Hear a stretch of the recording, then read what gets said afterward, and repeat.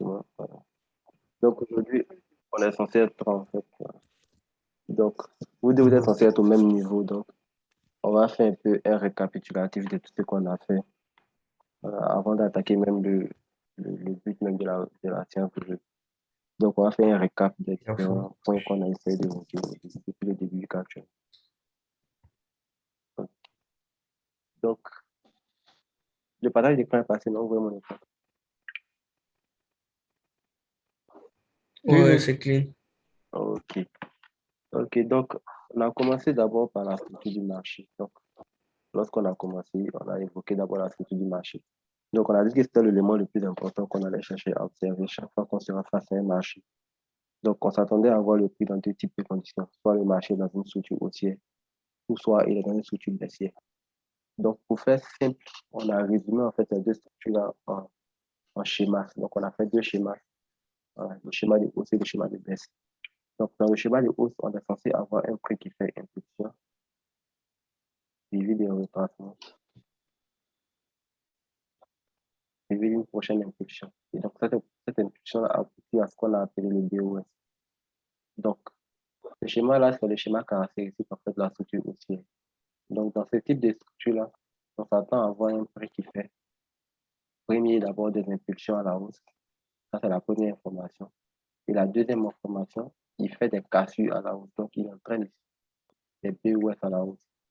C'est-à-dire, il, il casse un haut pour créer un nouveau plus haut. Donc, ce type de marché-là correspond en fait à la réalité à un marché haussier. Donc, dans un marché haussier, lorsqu'on voit ce type de schéma-là, on sait qu'après une impulsion, il y aura forcément une correction. Donc, lorsqu'on voit le BOS qui se produit ici, nous, on va automatiquement choisir notre petit Fibonacci afin de mettre en évidence en fait la zone probable de retracement. Donc, quand on applique Fibonacci ici, on va chercher la zone comprise entre 50 et 100% de Fibonacci. Donc, cette zone-là est censée être pas ici. Et on sait que c'est dans cette zone-là que le prix va potentiellement faire son retracement afin de pouvoir refaire une nouvelle impulsion à la baisse. Donc, c'est ici qu'on va attendre le prix et espérer le prendre ici en baisse, en bail en fait plutôt, pour continuer la tendance à la hausse. Donc, la plupart de nos setups de bail vont se situer dans cette zone comprise entre 50 et 100% de Fibonacci. Donc, pour faire simple, le schéma de bail là correspond à ce qu'on a appelé schéma 1, 2, 3 à la hausse, donc avec 4 ici. Donc, à l'opposé, dans le cas du sel, on s'attend plutôt à un prix qui fait cette fois-ci des impulsions à la baisse, suivi de corrections à la hausse.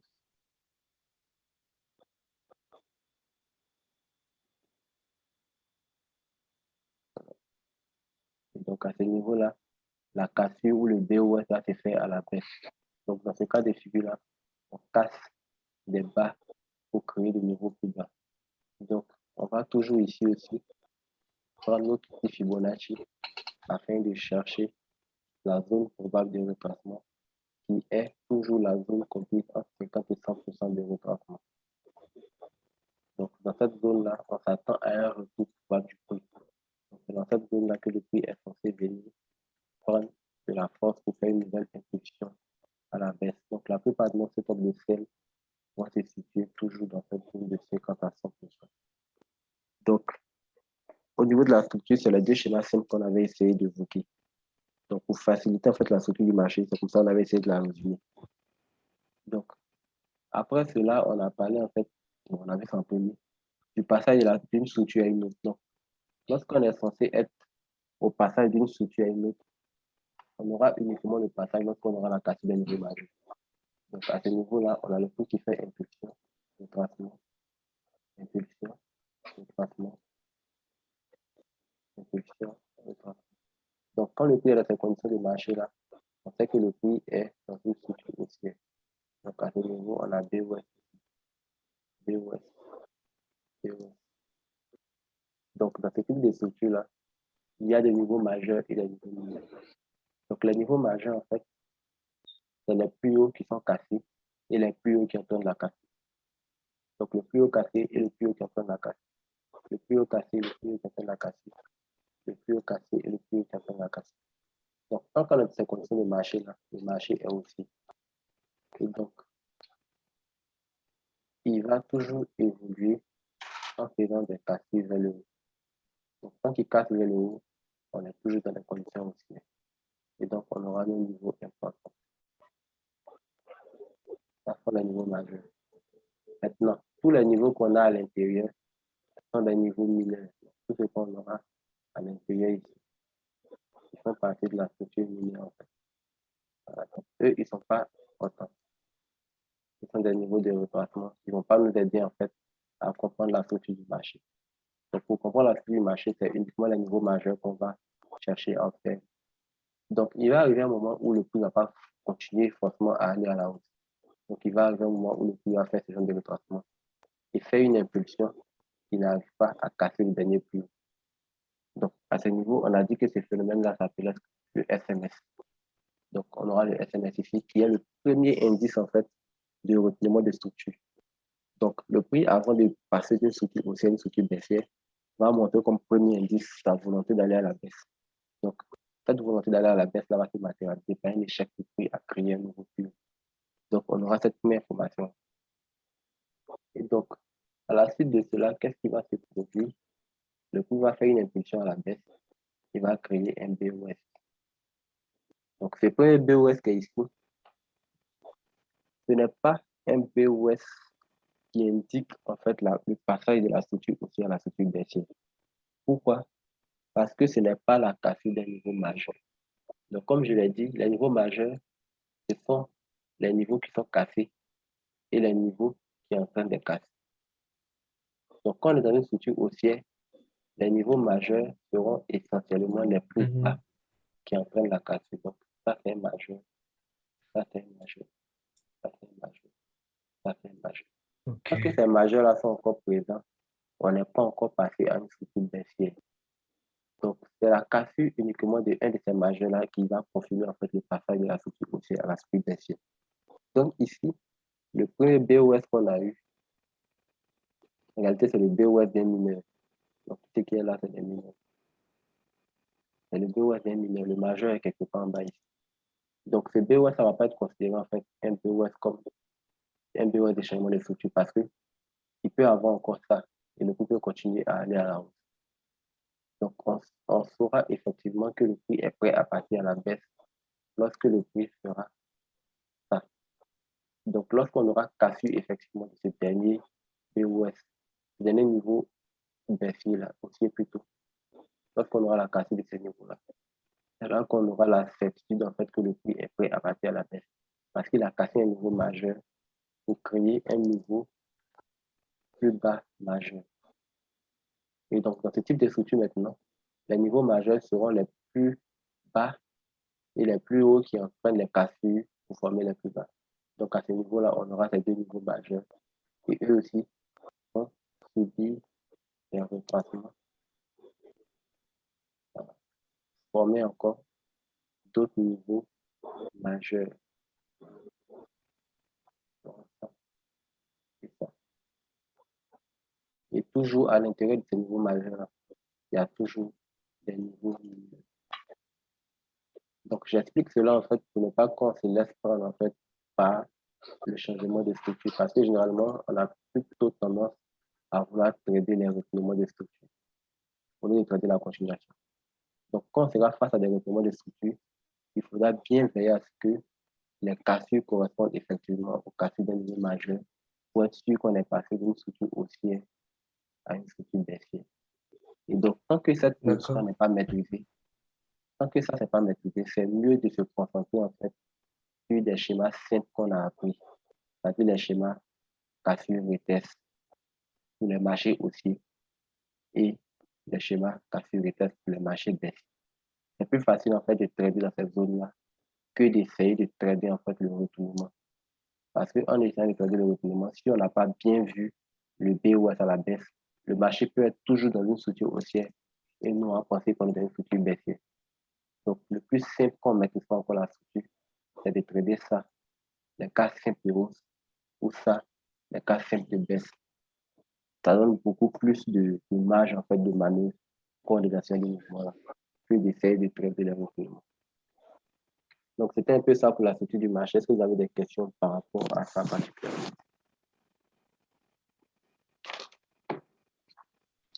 Moi, j'ai une question.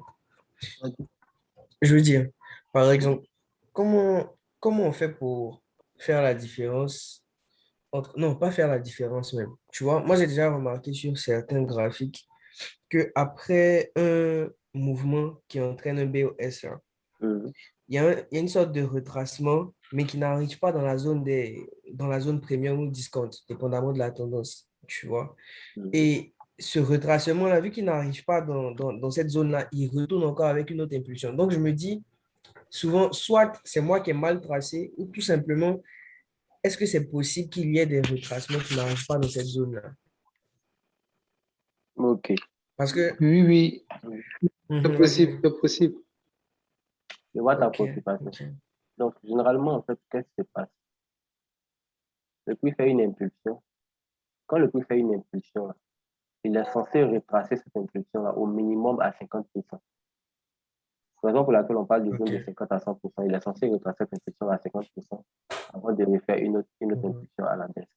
Donc, il va arriver des cas où le prix ne va pas arriver à faire ce retracement. Donc, dans ce type de cas, en fait, on aura un retracement incomplet ici et on aura ça. Donc, le prix ne parvient pas à casser en fait la zone de 50 à 100% et il fait une mhm, impulsion encore pour entraîner un nouveau BOS. mhm, D'accord?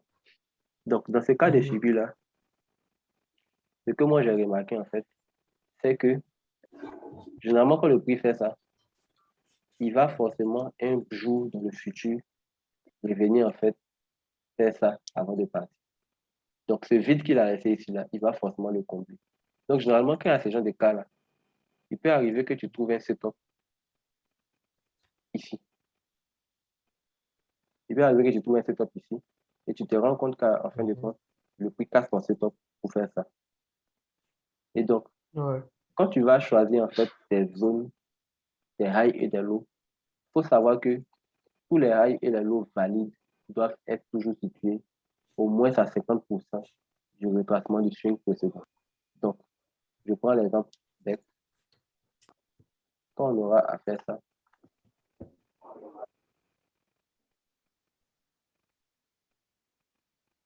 le high qui est ici, le low qui est ici est valide, le high Mhm, qui est ici est valide. Pourquoi? Parce que il est dans une zone de retracement. Donc, il est parvenu à retracer complètement le mouvement. ok. Et donc, par la suite, si le prix vient, il fait ça, et qu'il fait ça, le high qui est là, il n'est pas valide. Il n'est pas valide. Et qu'est-ce que lui va servir? Il va servir en fait d'incitation. On va voir ça aujourd'hui. Il va servir de niveau d'incitation. Et les niveaux d'incitation, c'est généralement des niveaux qui sont manipulés. Donc, la zone probable de retracement, c'est une zone qui est là. Et ce high qui est là, en réalité, ce n'est pas un high majeur.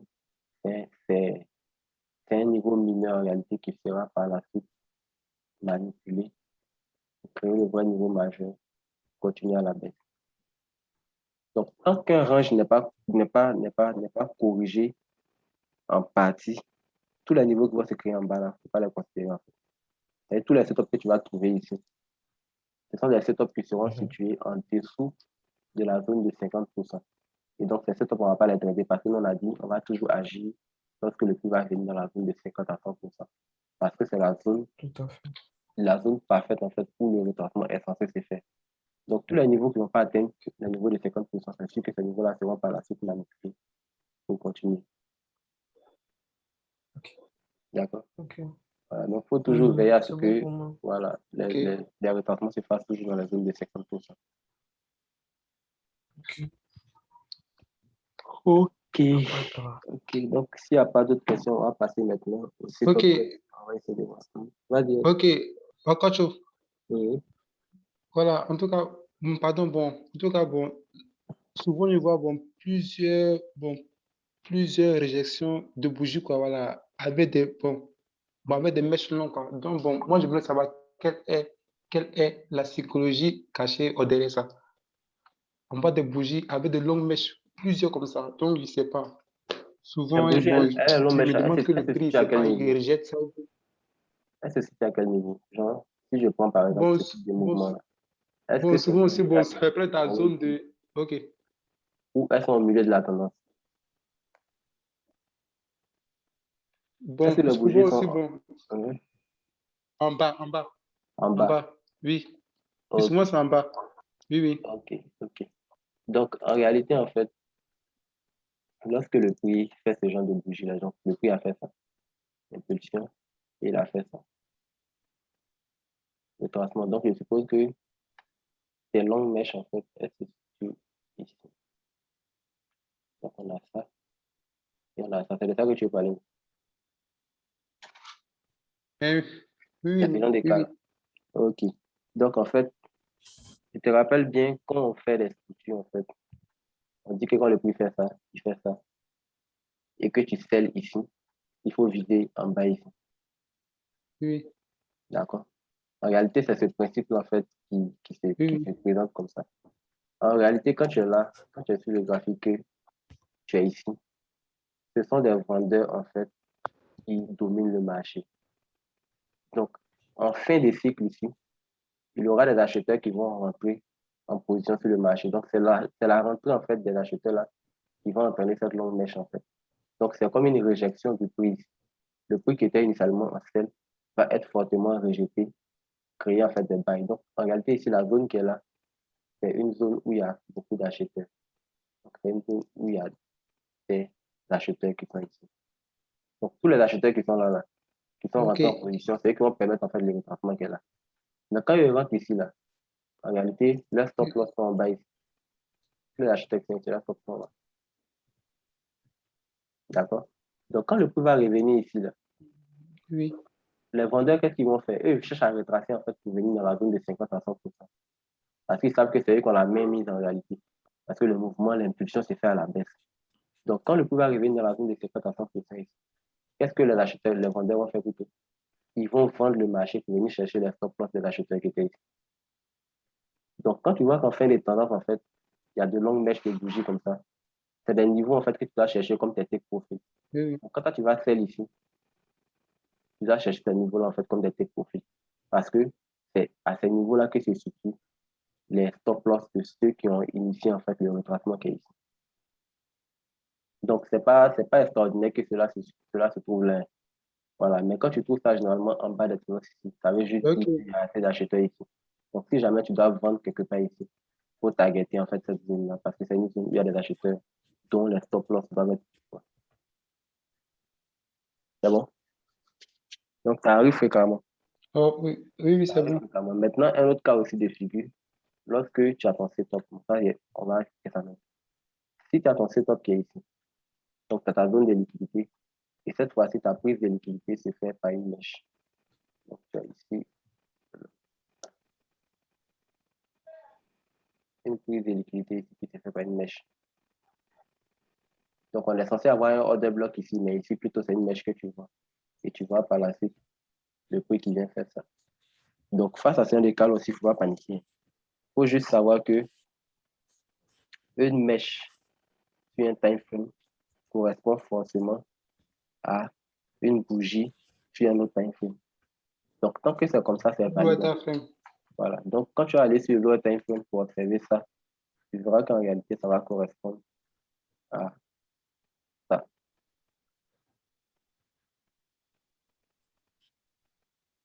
Donc, ta mèche que tu verras ici sur ce time frame-là, en réalité, quand tu as changé de time frame, ça va correspondre à ça. D'accord? Donc, faut pas paniquer, en fait. Les Oui, mèches oui. vont servir, c'est juste des zones de liquidité, en fait. Donc, soit c'est une prise de liquidité, ou soit c'est un take profil. Ça va dépendre de la position où ça se situe. Ça se situe au niveau de ton zone, c'est ta zone plutôt de prise de liquidité. Cette mèche correspond en fait à une prise de liquidité. Il te suffit juste d'aller à l'intérieur de cette zone-là afin de chercher en fait le order block qui est à l'origine de ce mouvement baissier. Et par contre, si cette mèche-là se situe en fin de tendance en bas ici, ça veut juste dire que c'est un niveau où les acheteurs sont rentrés sur le marché. Donc, quand tu vas sell ici, c'est un niveau que tu dois viser parce que ce niveau-là sera fortement touché parce que le prix va revenir. Donc, c'est les deux cas extrêmes, en fait, que tu pourras avoir avec des bougies de longue mèche. Sinon, à part ça, lorsqu'il y a des longues mèches, le troisième cas qui peut se produire, si par exemple, tu as un setup qui a des longues mèches ici, on a expliqué, en fait, les imbalances. On a dit que lorsque le prix faisait ce genre de mouvement, là, il n'y avait plus Oui, oui, d'imbalance, en fait, sur le marché. Donc, quand il n'y a plus d'imbalance comme ça, c'est sûr que le prix ne va plus revenir ici, quoi. Parce qu'il y a pas de, il y a pas de raison que le prix revienne. Parce que le prix est déjà équilibré ici. Voilà, donc, c'est ça, en fait, le rôle des mèches, quoi. Donc, c'est un peu ça, c'est un peu comme ça que ça fonctionne. J'espère qu'il a répondu à ta question.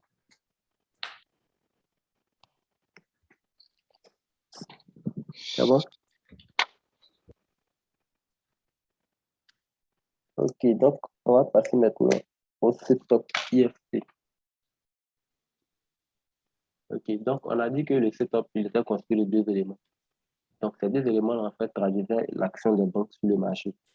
Donc, la première action des banques, c'est que lorsque les banques agissent sur un marché, elles laissent derrière elles une empreinte.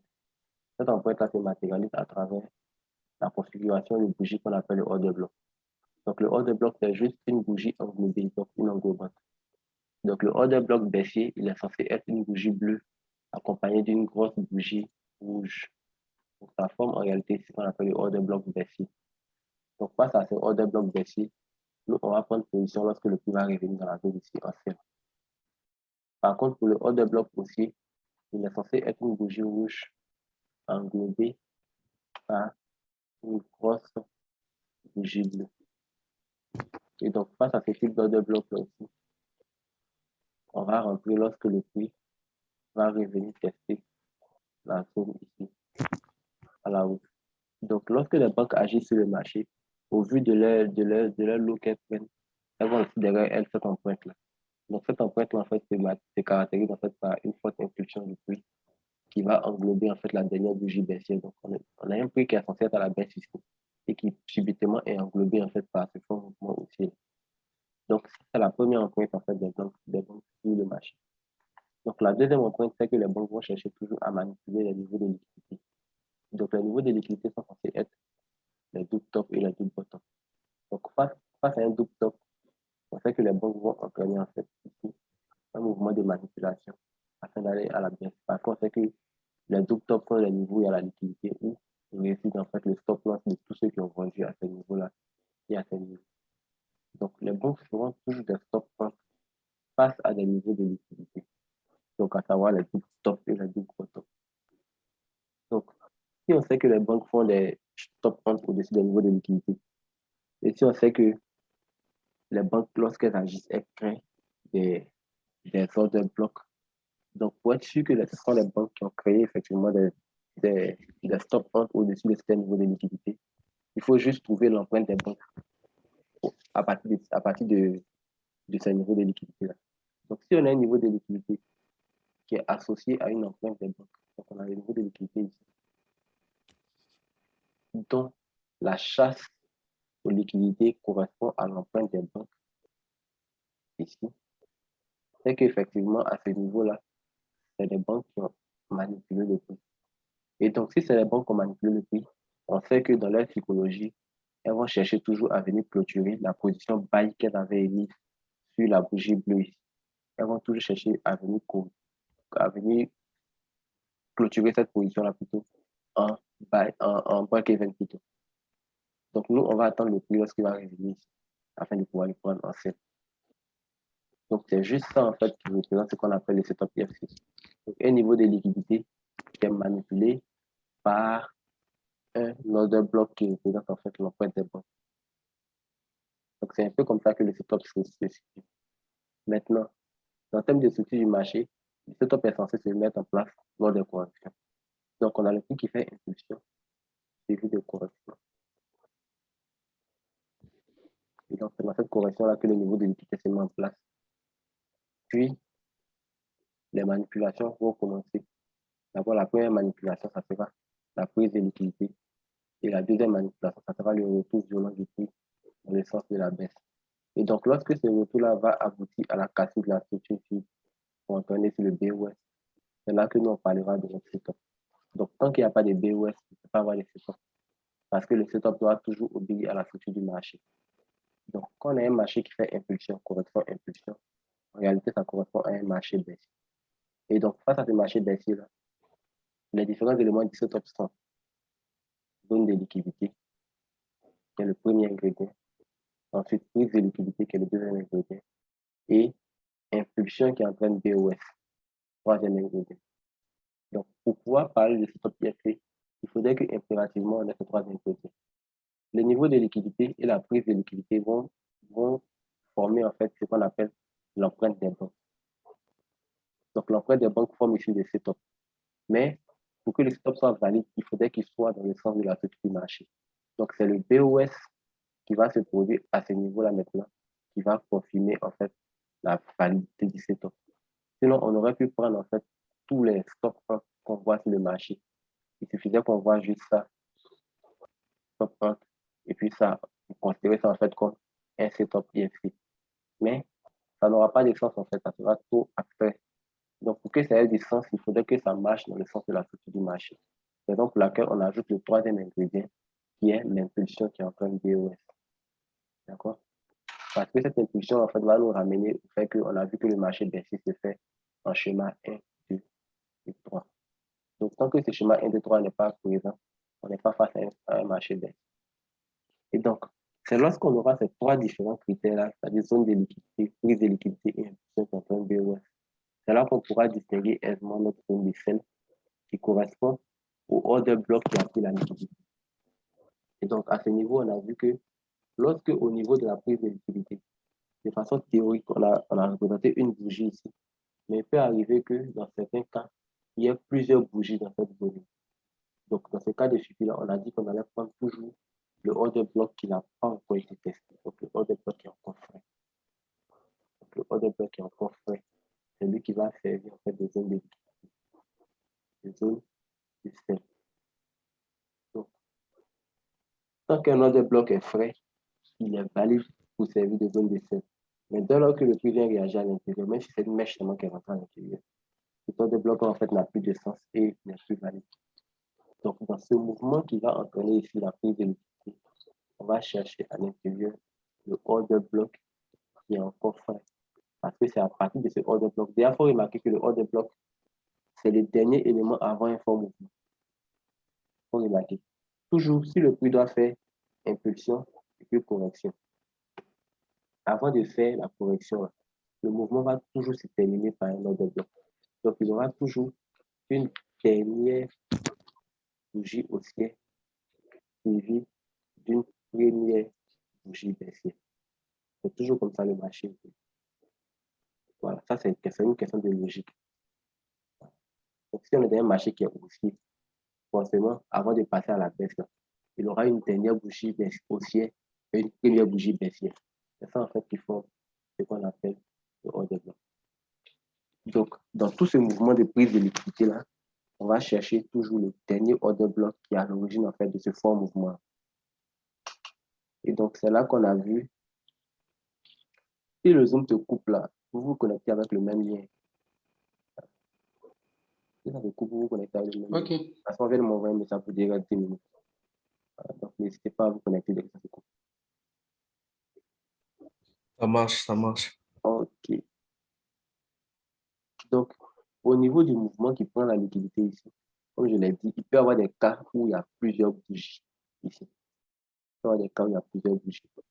Et donc, dans ce type de cas-là, on va appliquer ce qu'on a vu, qu'on appelait le transfert de liquidité, qui va nous permettre en fait de choisir la zone qu'on va utiliser comme zone de sel. Donc, le transfert de liquidité, c'est simple. En réalité, la liquidité se situe toujours au niveau du double top, du double bottom. Donc, ici, elle est censée abriter la liquidité. Mais dès lors que cette bougie-là vient manipuler ces niveaux-là, la liquidité passe automatiquement dans cette bougie. Raison pour laquelle on se sert de cette bougie-là comme zone de sel. Donc, si dans le futur, une autre bougie vient se créer ici,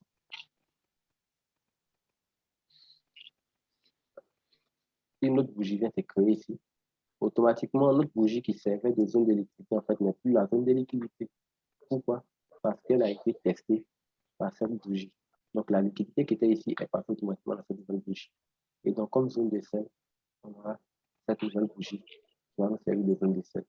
Et donc, dans le futur, on s'attend à ce que le prix vienne réagir ici pour partir à la baisse. Donc, ça, c'était ce qui se passait à ce niveau. Et on a vu aussi qu'à ce niveau, on pouvait effectuer ce qu'on appelait le raffinage. Donc, le raffinage, c'est quoi en fait? On est censé avoir un order block ici, qui est censé être notre zone de sel, c'est order block. Mais il peut arriver que dans certains cas, ce order block-là soit trop large. Donc, quand je parle de trop large, je parle de supérieur à 15 pips. Donc, des zones de 20 pips, 30 pips et autres. Donc, pour ce type de zone-là, on ne va pas en fait utiliser ça comme des zones de sel parce que ça devient risqué en fait de sel ici et d'avoir des stop loss ici, c'est trop large. Donc, pour ce type de cas-là, on va effectuer en fait une décomposition multi-time de cette zone-là afin de réduire en fait la taille de cette zone. Et donc, quand on va réduire cette zone-là sur les différents time frames, il y a deux configurations graphiques qu'on peut obtenir. La première configuration graphique qu'on va obtenir, soit on a ce genre de bloc-là. On a ça, ce produit. Donc, on avait ça. Et à partir de ça, on retombe sur. Donc, dans ce cas de figure-là, on avait un gros order block, mais lorsqu'on a changé de time frame, on retombe sur un order block beaucoup plus petit. Dans ce cas de figure, il est beaucoup flottant en fait. Donc, tu peux quitter ici en H1, tomber ici en M3. C'est beaucoup plus flottant. Et tu peux tomber à M15 encore sur un order block beaucoup plus petit que les précédents. Donc, c'est le premier cas de raffinage. Le deuxième cas de raffinage, ça c'est un cas un peu spécial. Dans ce cas de figure-là, tu as un order block qui est un time frame. Et lorsque tu changes de time frame, dans ce cas de figure, la bougie bleue ne change pas de taille, mais c'est plutôt la bougie rouge qui va changer de taille. Donc, ça c'est le deuxième cas de raffinage. Donc, ce cas de figure-là, on va toujours prendre la bougie rouge, cette fois-ci comme zone de sel. Et dans chacun des cas, on a parlé de IPA. Et IPA, c'est juste la mèche de la nouvelle bougie qu'on obtient. C'est en fait qui représente notre nouvelle zone d'entrée. Donc, au lieu d'avoir des grandes zones d'entrée, avec le principe des raffinages, ça va nous permettre en fait d'avoir des zones beaucoup plus réduites. Mais comme je l'ai dit, ça ne sert à rien en fait de raffiner trop à l'extérieur. Parce que dans tous les cas, même si ta zone de sel est petite, lorsque le prix va arriver dans cette zone-là, nous, on va toujours utiliser des confirmations d'entrée à l'intérieur ici. On va utiliser des confirmations d'entrée ici qui vont nous permettre de savoir si on va rentrer ou pas.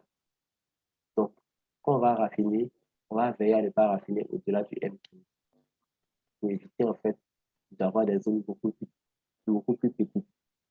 Donc, quand on va s'arrêter à M15, le reste des time frames inférieurs là seront réservés en fait aux confirmations d'entrée.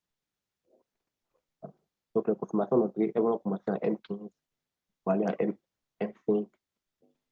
pour aller à M5. Donc, rien ne va se perdre en fait. C'est juste qu'on va confier en fait le travail que le raffinage devait faire là. On va confier ce travail-là aux confirmations d'entrée sur les petits time. D'accord? Et donc, après le raffinage, il y a un élément important aussi qu'on avait vu. C'était au niveau des imbalances. Et donc, on a dit que dans ce mouvement, les pulsions qui prenaient BOS là, il fallait qu'il se trouve en fait des imbalances. D'accord? Parce que tout fort mouvement est forcément accompagné d'imbalance. Voilà. Parce que c'est un mouvement qui est créé par des institutions. Le mouvement, en fait, doit être un mouvement violent. Et ce genre de mouvement violent, en fait, sont accompagnés d'imbalance. Et la logique des imbalances, en fait, c'est qu'elles vont servir, en fait, des mots qui va attirer le prix vers le haut. Donc, si on a des imbalances dans ce type de mouvement-là, c'est sûr que le prix va venir combler ces imbalances-là et en même temps mitiger le cours des blocs avant de partir. Parce que pour évoluer, le prix doit être forcément équilibré. Donc, la présence de ces zones de déséquilibre est un frein en fait à l'évolution du prix. Donc, le prix est censé revenir combler ces zones de déséquilibre avant de procéder à la nouvelle chute pour continuer en fait dans son mouvement baissier. Ok, Donc, ok. c'est un peu comme ça que le prix va évoluer à son niveau. Il va toujours venir chercher à combler tous les mouvements de déséquilibre qui vont se présenter face à lui. D'accord? Donc, c'était un peu ça, tout ce qu'on a vu. Maintenant, on va essayer de voir un peu l'exercice. On va essayer de voir si ça respecte un peu ce qu'on a vu. C'est vrai qu'au début, ça ne sera pas parfait, mais on va essayer de regarder un peu quand même. Donc, il commence par l'exercice de Wilfried. Lui, ça fait vraiment longtemps. C'est mon étudiant qui n'a pas le temps. Ouais, enfin, il n'y a pas de drame. C'est Lui, ton c'est étudiant qui faisait pas ces exercices, hein. c'est lui. Mais c'est un autre. C'est un autre. Non, lui, en fait, lui, c'est pas sa faute. Lui, c'est pas sa faute. Lui, Ah il ouais, travaille un bon. peu dans les histoires des BTP et autres, là. Donc, son travail lui prend assez de temps. Mhm. Donc, lui, c'est ce qui Ouais, le ralentit un j'imagine. peu. Sinon, lui, c'est un bosseur, en tout cas. Mais il dessine pas bien, c'est m'énerve chez Ouais. lui. Ok, donc, c'est visible sur votre chez vous, là-bas. C'est visible. J'ai partagé un graphique, est-ce que c'est visible? Ouais, ouais, on voit bien. On voit bien. Enfin, Ok, moi, je donc vois bien. il reste 2 minutes, hein. Donc, ça se coupe, comme il a dit là, vous reconnectez lui-même. Donc, ici, Wilfried, ce qu'on peut voir déjà, voilà, zone de liquidité, mouvement de prise de liquidité ici, et impulsion qui entraîne BOS. Et donc, dans cette impulsion-là, tu as veillé à bien matérialiser ici les imbalances. Donc, la présence de ces imbalances, en fait, va garantir le retour prochain du prix dans la zone. Et donc, lorsqu'on voit ça, qu'est-ce qu'on va venir chercher encore? On regarde ici le mouvement qui a entraîné ici la chute. Donc, en termes de temps, voici le temps que ce mouvement-là a parcouru. Par contre, le retour du prix à la zone, on voit le temps que le retour du prix a fait. Et comme je vous l'ai dit, en termes de momentum, les impulsions doivent faire moins de temps que les corrections. Les impulsions font toujours moins de temps que les corrections. Et donc, pour faire simple, ton impulsion, ou disons ta correction doit être égale au moins à 2 fois ton impulsion. Donc, le temps qui va te mettre ici, là, doit être toujours supérieur, en fait, au temps que le prix a fait pour créer la zone. Et c'est toujours comme ça pour des setups qui marchent. La correction doit faire au moins 2 fois l'impulsion en termes de temps. Donc, plus ça sera supérieur, mieux ça sera. Si ça fait 7 fois, si ça fait 10 fois, ça sera plus intéressant encore. Donc, ici, ton setup n'était pas mal. Voilà, tu vas essayer d'appliquer le deuxième principe de raffinage. Donc, on voit ici que ta zone de raffinage, c'était quoi? Donc, tu as ta bougie bleue qui est intacte. Et à l'intérieur de cette bougie bleue-là, on voit ta bougie rouge, en fait, qui fait ce mouvement. Donc, ton IPA que tu as représenté comme zone d'essai, c'est la mèche, en fait, de cette bougie. Et donc, tu vois que au lieu d'avoir cette grande zone-là comme zone d'essai, avec toute la bougie bleue, au lieu d'avoir ça comme zone d'essai, tu te retrouves à avoir juste la bougie rouge comme zone d'essai. D'accord? Et c'est là, effectivement, que le prix est venu réagir. Donc, pour ces setups-là, c'est bien. Voilà. Même si les autres ne sont pas parfaits. OK. Donc, après ça encore, tu as essayé de faire un setup ici, il n'est pas bien compris, mais ça n'a pas bien marché. Et donc, ton setup n'a pas marché parce que, Ouais. voilà, ça, on va faire ça aujourd'hui. Le temps que le prix a créé le setup là est supérieur au temps que le prix a fait pour